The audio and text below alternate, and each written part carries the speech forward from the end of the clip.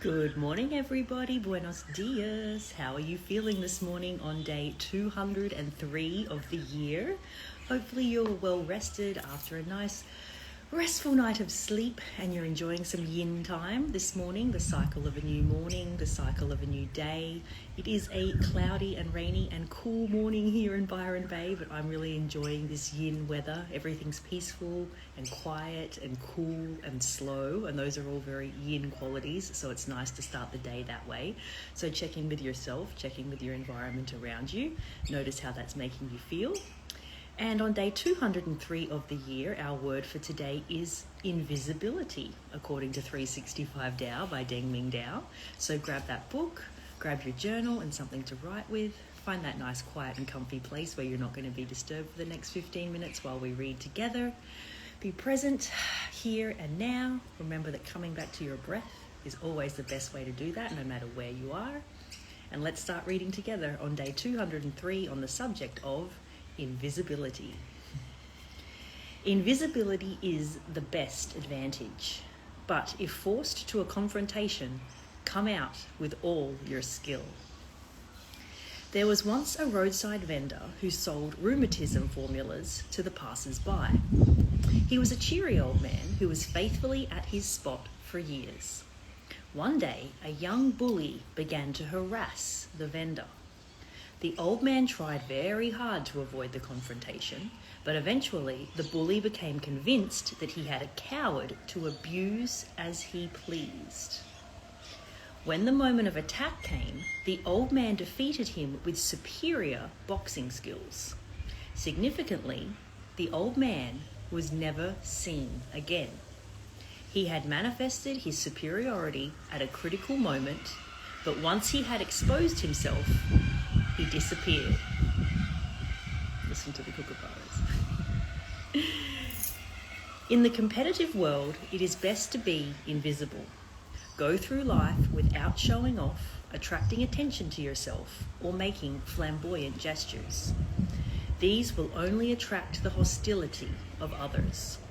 The wise accomplish all they want without arousing the envy or scorn of others. They make achievements only for the sake of fulfilling their inner yearnings. So this is saying that they're not doing anything for external validation. They're not that preening peacock. They're not, putting on a show for others. It's nothing external in what they do. It's fulfilling their inner yearnings. Yet, it is inevitable that you will have to prove yourself at one time or another. When that is necessary, then you must marshal all your skills and do your very best. Prove yourself when it is demanded, and when you must prove yourself, be superior.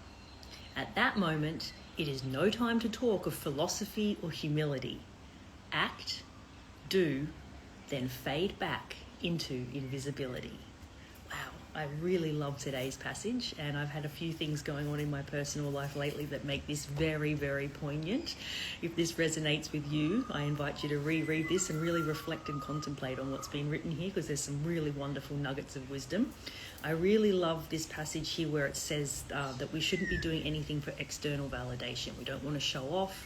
We don't want to make a scene. We don't want to be, as I said, that preening peacock that's walking around looking for external validation and attention, because as it says here, that is only going to attract people that are going to bully you and that are going to try to drag you down. And that's why, as it says here, invisibility is the best. Just, walk softly and carry a big stick. That's one of my favorite sayings. And as it says here, act, do, then fade back into invisibility.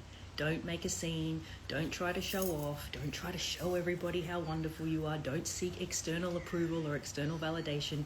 Do things for yourself, for your own inner yearnings, and then, do them well, and then fade back into invisibility. You don't have to be the center of attention.